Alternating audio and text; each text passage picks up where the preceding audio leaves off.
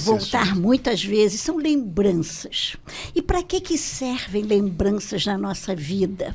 As lembranças, elas são como se fosse uma cola social. Elas nos ajudam a viver com melhor qualidade, que pode ser coisas muito simples. Às vezes a pessoa está arrumando uma gaveta, acha uma foto, como aquilo abre o seu coração, como dizem os neurocientistas, ilumina aquele cérebro. É uma coisa muito gostosa. Então, são lembranças. São lembranças. Tu vai escrever um livro sobre isso? Eu estou escrevendo um livro que ele vai sair em 2025, porque em 2025 eu faço 85 anos, Geraldo. Que maravilha. E ainda estou trabalhando para a sociedade, é uma coisa que eu sou agradecida, né, ao Senhor, porque é uma coisa que a gente tem vontade de fazer e está fazendo. Tu acha que um propósito é uma coisa importante na vida da pessoa? Importantíssimo. É preciso ter propósito. Na vida, o propósito, o saber, inclusive, qual é a sua missão, o que você está fazendo aqui. É uma coisa muito importante, e você vai até apresentar um livro depois, você vai mostrar para eles, porque esse livro ele é baseado num curso da Universidade de Yale, e é muito bem conceituado, as pessoas, porque ele leva as pessoas a pensar, afinal de contas, o que é que eu estou fazendo nesta vida? Não estou perguntando se a pessoa acredita que tem outra vida ou não tem, isso aí é assunto pessoal. Porque é muito importante realmente a pessoa saber qual é o seu propósito. Não, é aquela história. Quando a pessoa entra numa depressão, depressão é uma doença muito grave, é uma doença que não tem cura. O melhor livro que eu já li sobre depressão, ele chama-se O Demônio do Meio-Dia, é do Solomon, ele foi um best-seller.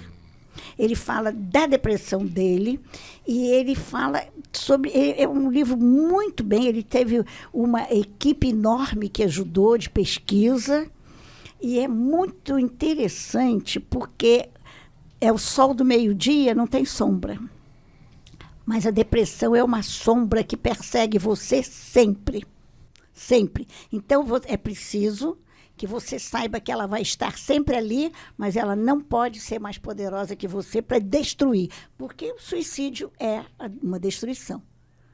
Então, é muito importante que você saiba e que você tenha recursos para enfrentar. Por isso que o processo terapêutico é importante. Muitas pessoas precisam tomar medicação, aí é com o médico, e ninguém, ouviram vocês também? Ninguém pode ficar colocando rótulo nas outras pessoas. Fulano está com isso, fulano está com aquilo. Não, é o médico que diagnostica. É muito importante a gente lembrar isso, sabe, Geraldo?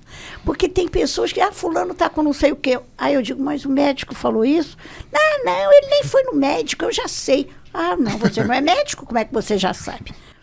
Vai ser preso, hein? Exercício legal da profissão. Então,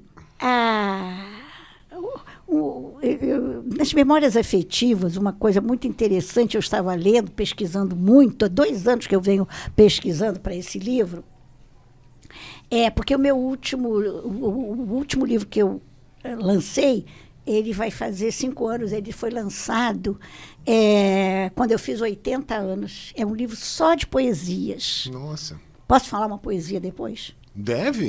Depois eu vou falar. Por favor. Ok, depois eu vou falar. Então, aí eu fiquei pensando, né, para os 85 anos, porque eu sou uma pessoa que gosto muito de escrever. Eu, aliás, vou contar eu tenho uma memória afetiva muito boa do ano passado, que foi o seguinte: nós conseguimos que o prefeito assinasse uma lei, porque nos estudos que eu fui fazendo, eu me fui apresentada a uma doença incurável e prevenível, que se chama síndrome alcoólica fetal. Eu já dei entrevista para o doutor Alexandre. Aliás, doutor Alexandre, agradeço muito. Eu gosto muito de ser entrevistada pelo senhor. E voltaremos, né?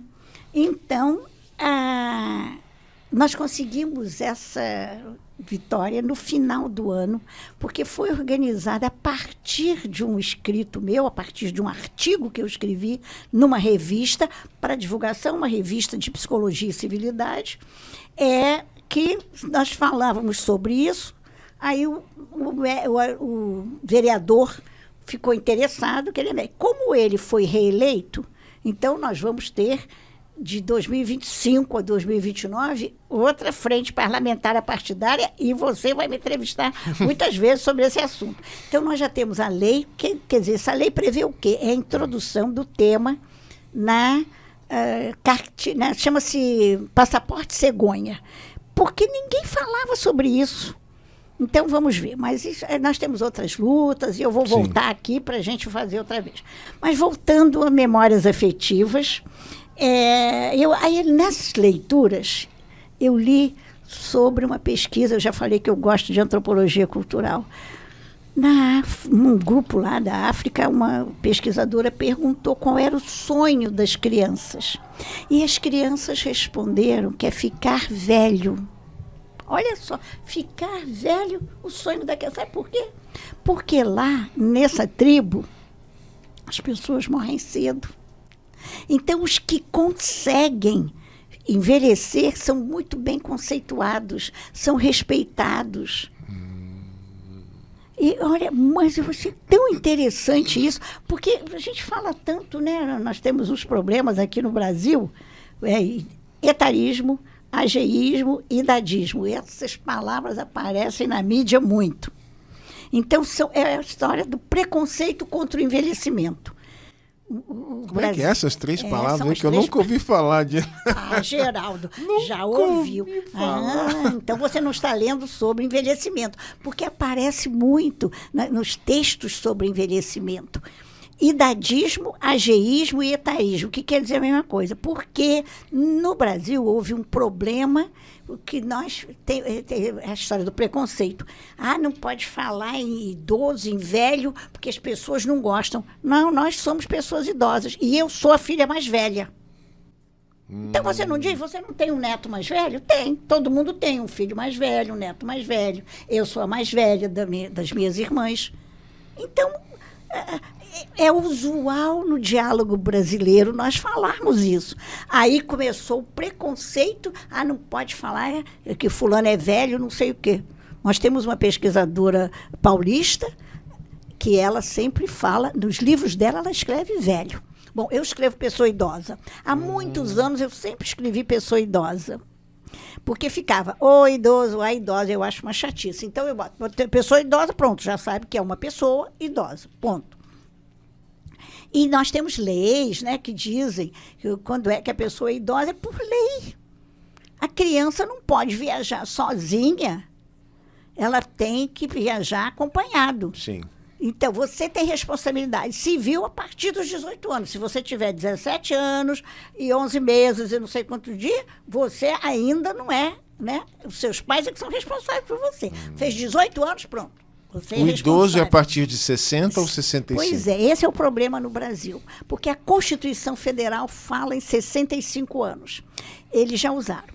O organismo internacional fala em 65 anos para os países desenvolvidos e 60 anos para os países em desenvolvimento. Aí o Estatuto da Pessoa Idosa, que eu peço que vocês todos peçam esse estatuto, porque é obrigação tanto da Câmara quanto das assembleias dos estados de imprimirem. Não adianta dizer que está na internet. Eu não vou abrir o meu celular no meio da rua para procurar um artigo. Então, eu tenho isso, é um livreto pequeno, Estatuto da Pessoa Idosa, que é uma lei federal e que nós gostamos muito quando é para meia entrada, não é? Todo mundo gosta. Minha meia entrada é com 60 ou é 65? A meia entrada é com 65 anos. Em alguns lugares eles já permitem com 60 anos. Sim. Mas a lei, a pessoa do lugar, da empresa, ele usa a lei federal. A lei federal é a lei maior. Então, a lei federal é 65 anos. Mas em alguns lugares tem. Mas, por falar em memória afetiva, bebam água. Eu vou beber água nessa canequinha. Essa canequinha é uma memória afetiva muito boa. Porque foi naquelas brincadeiras que a gente faz no Natal, no final do ano, a troca dos presentes, né? chama...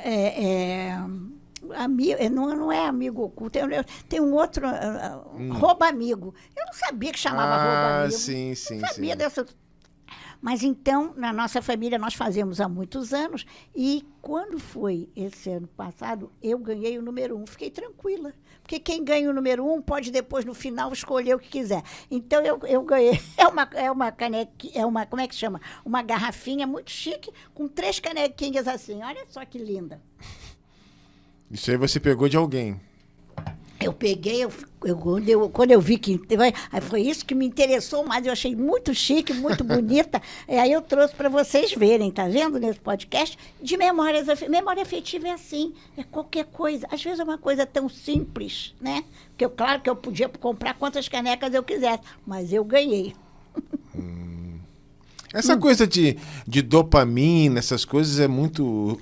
Não, a parte hormonal é importantíssima. Isso é importantíssimo para você ter essas memórias afetivas, para você gostar das coisas. Realmente existe isso. É muito importante, sim. E nós podemos fazer um podcast sobre isso. Olha aí. Nesse assunto, você deu uma boa ideia. É muito atual, vamos, né? Qualquer dia a gente faz. Sim. Então, vamos agora voltar a esse meu 7º livro. Porque é um livro que eles estão chamando lá até de icônico, que é esse daqui, porque foi o primeiro livro brasileiro lançado em 2000 e... Depois você põe até para ele, se você quiser. Aqui, Aqui, ó. Então, esse livro, eu entrevistei 15 pessoas de 100 a 107 anos lúcidas.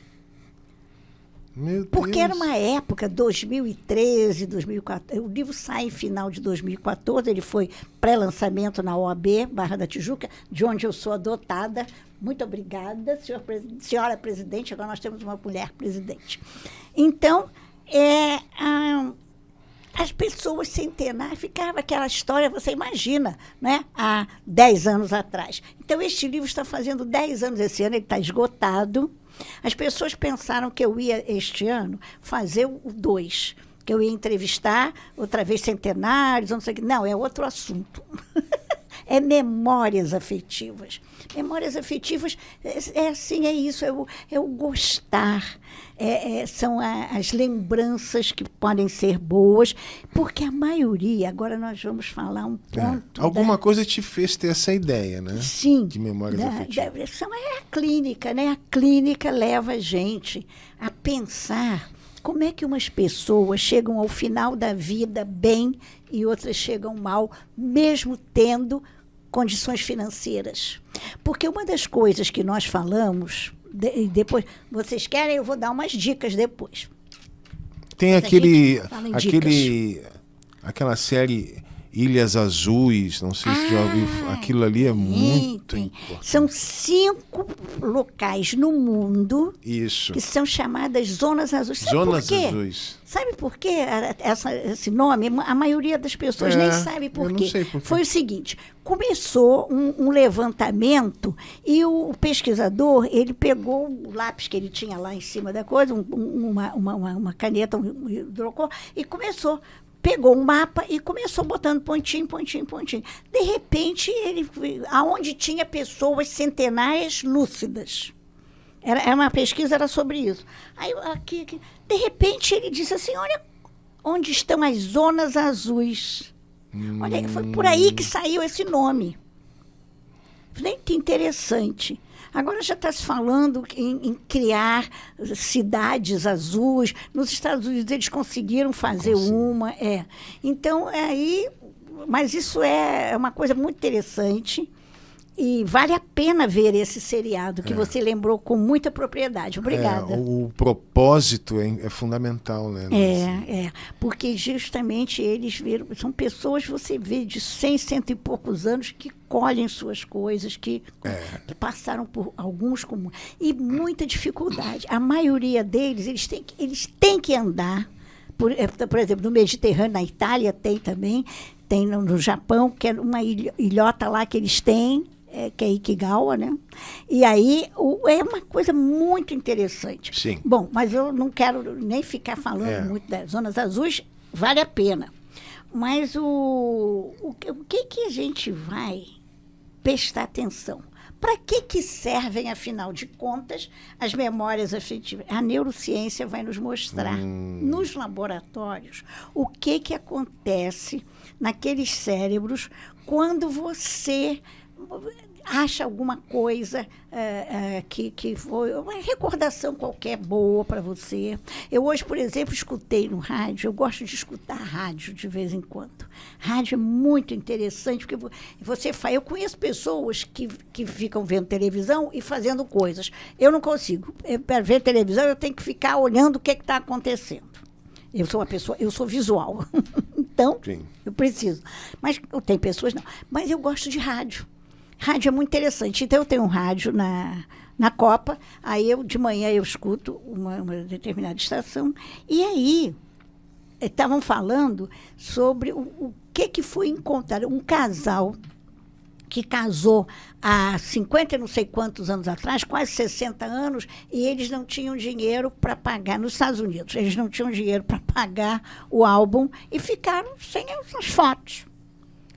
50 e tantos anos depois, a madrinha deles de casamento encontrou na cidade lá deles, encontrou num museu, numa coisa assim, que eles estavam juntando coisas da cidade, e encontrou o álbum de casamento desses. Aí ela resgatou, mandou fazer cópias, né, porque a digitalização hoje em dia faz esses milagres todos, mandou fazer cópias e mandou para eles. Mas Nossa, eles ficaram tão emocionados. Olha que memórias maravilhosas, filho. Ficaram tão emocionados de receber, quase 60 anos depois do casamento, 50 e não sei quantos anos, e isso foi uma notícia. Quer dizer, o jornal, a televisão, o rádio, também pode trazer notícias boas. Porque durante a pandemia houve problemas seríssimos, e eu pedia muito aos clientes, a gente continuou atendendo, né, online, que desligassem, que não vissem as notícias, porque era a história da ansiedade. As pessoas ficavam ansiosas. Quando é que eu vou pegar Covid? Ai, meu Deus, será que eu vou morrer? Tinha medo de morrer mesmo. Como eu mesma perdi pessoas muito queridas. Então, é uma coisa séria. E as pessoas que se queixam de lembranças ruins, tem pessoas que vivem, o que fazer com essas pessoas que vivem só se queixando? Aí eu fui estudar mais na antropologia cultural, eu já disse que eu gosto muito de antropologia cultural. É uma coisa chamada atávica. O ser humano, no desenvolvimento, né, na espécie humana, o que foi acontecendo? Nós somos seres extremamente frágeis. Se a gente parar para pensar, você veja, a gente fica 9 meses lá para nascer, depois a gente depende das pessoas um tempão. Se você olha, a tartaruguinha nasceu, eu conheço o Projeto Tamara, eu já fui várias vezes, eu vi as tartaruguinhas nascendo, vão para o mar. Nossa, que beleza! Então, o pintinho quando nasce, que gracinha, dali a pouquinho ele está... Né? Eu já vi nascimento até de cavalo, então é uma gracinha. Você dali a pouco, ele nasce assim, dali a pouquinho ele já está andando e pronto. E como nós demoramos. É verdade. A gente depende. Aí fica aquela história, porque, coitada, a mãe cuidou, não sei o quê, aí o filho tem que cuidar da mãe, já está na lei, também tem essas coisas de lei. Que também, se vocês acharem interessante, a gente vai voltar. Eu quero voltar para falar sobre, sabe o quê? Estatuto da Pessoa Idosa. A gente precisa falar sobre isso. Precisa a lei prevê, mesmo. Gente, a lei prevê, mas... E ninguém sabe nada. Mas tem gente que tem muitos problemas ligados à gestação, à infância. É muito sério. E o processo terapêutico vai ajudar isso. Então, existem muitos exercícios que a gente faz para a gente resolver isso. É possível, é possível. Então, a psicoterapia, volto eu a falar, quer dizer, não é porque eu seja psicoterapeuta, mas é importantíssima mesmo. Mas como é que a gente pode... Então, eu estava falando da ancestralidade. Aí, lá, né, que todo mundo sabe, savana africana, se mexia o capim, podia ser o leopardo, o leão, um bicho qualquer, que ia comer. Quem corria mais se salvava. E os outros eram comidos lá pelos bichos. Então, o negócio era muito sério. Nós somos muito frágeis. Sim. Até existe vários autores fazendo comparação. Você não corre como um guepardo, você não faz isso, você não tem força como isso. É verdade. Nós sobrevivemos porque nós juntamos. É isso que a espécie humana precisa. E essa história do amor líquido, que a gente já falou aqui, ele está dissolvendo isso de juntar. Está muito difícil, está ruim. As pessoas estão sendo muito desorganizadas. Esse líquido é isso? Esse desmanche? É o esgarçamento das relações. Por isso que é líquido. Bom, mas eu já disse, se vocês quiserem, a gente volta.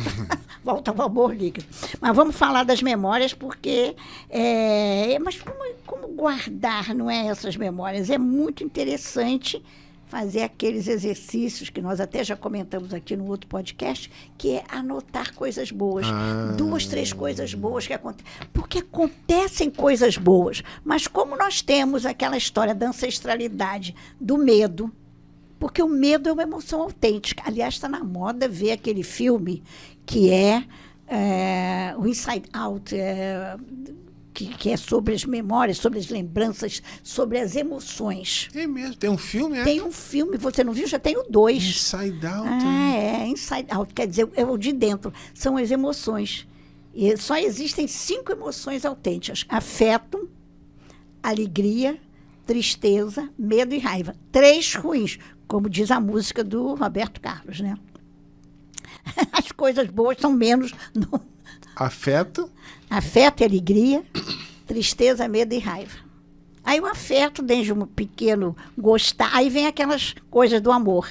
Desde o pequeno gostar de alguma coisa, até gostar muito, até o êxtase do ágape, aquela história.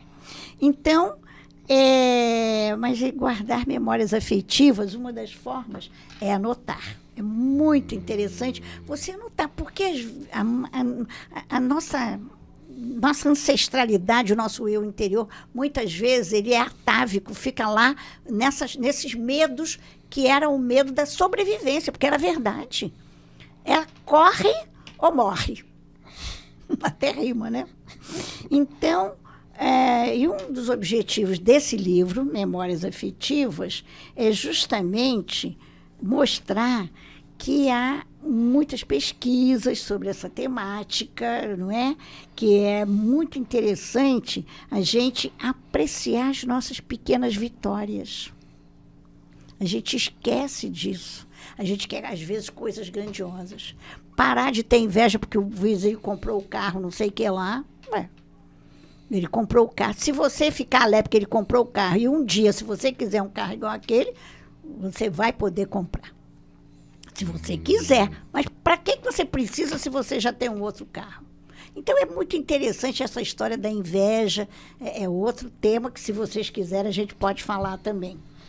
Então, nessa história das memórias afetivas, a gente precisa prestar muita atenção, porque quando a gente entrevista as pessoas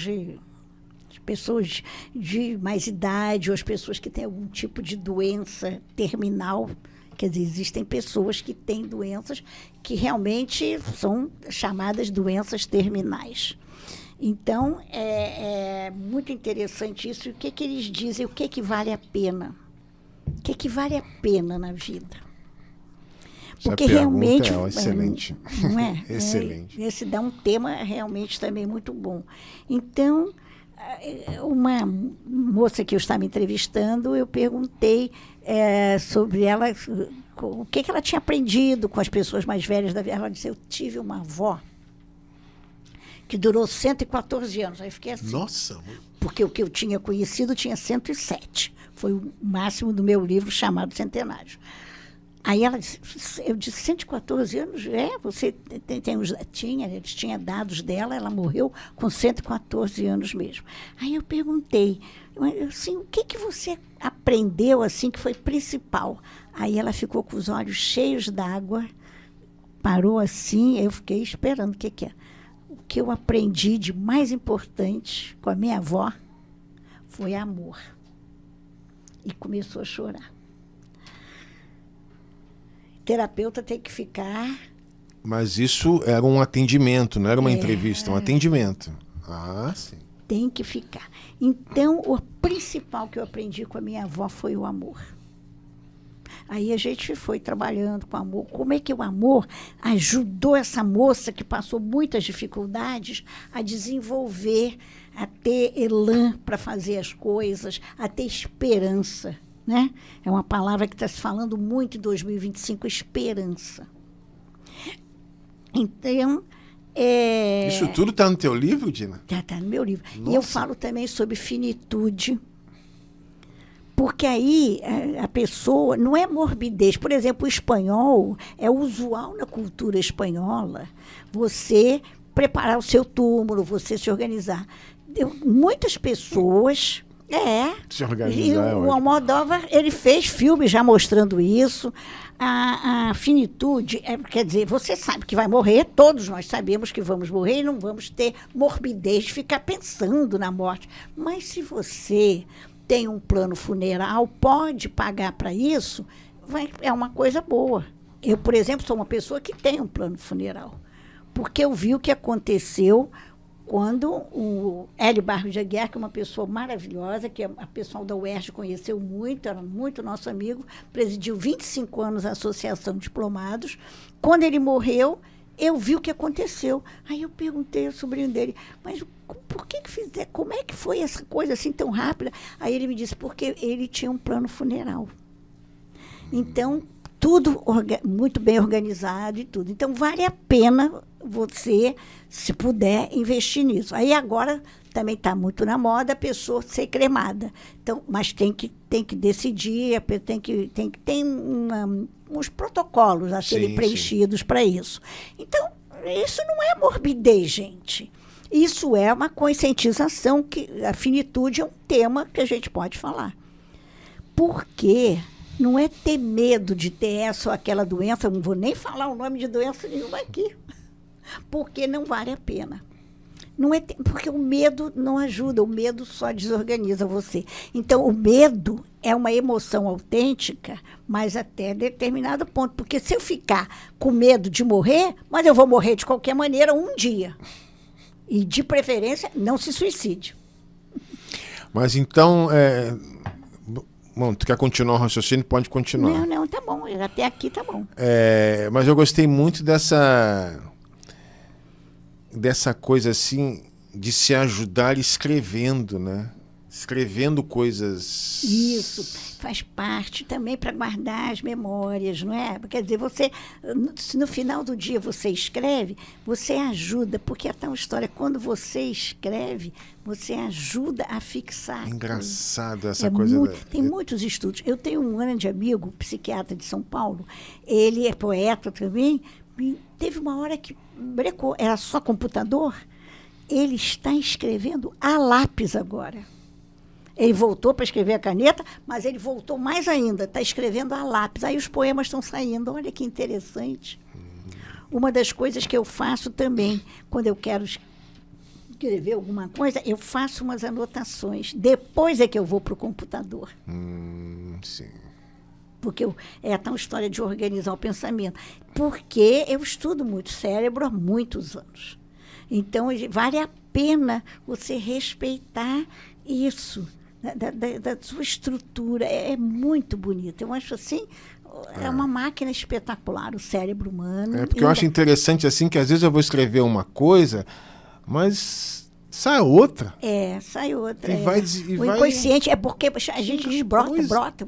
Brota, né? Que coisa viva, né? É muito interessante. Para encerrar, isso. Eu quero ler, eu vou ler porque eu escrevo minhas poesias, mas eu não memorizo. Então eu escrevo, às vezes a gente, para publicar, ela demora um ano, não sei o quê, então foi para lá. E eu separei essa daqui hoje para a gente encerrar. Favor. A Arte de Envelhecer, Dina Frutuoso. Com centenários em destaque, na mídia estarrecida, Em sociedade que jovens o físico valorizam. Não ligue, siga. Se goste, procure amigos. Importa envelhecer bem. Ser como vinho ou as estrelas do céu. Brilhe. Tempo é o seu segredo. Ao buscar renovação, curiosidade mantida, cada momento saber viver. E ser uma pessoa sem lamento. Não se aflija, viva, não escute derrotistas. Com lucidez, avalie fatos, com sabedoria, reflita. Nesse caminhar dioturno da vida, abra sua estrada, seu caminho individual, com saúde, bom sono, leituras. Depende de você. Conversas, amigos, passeios e o que mais lhe aprouver. A arte de envelhecer é ser útil, participativo, sem se isolar. Saber plantar para continuar.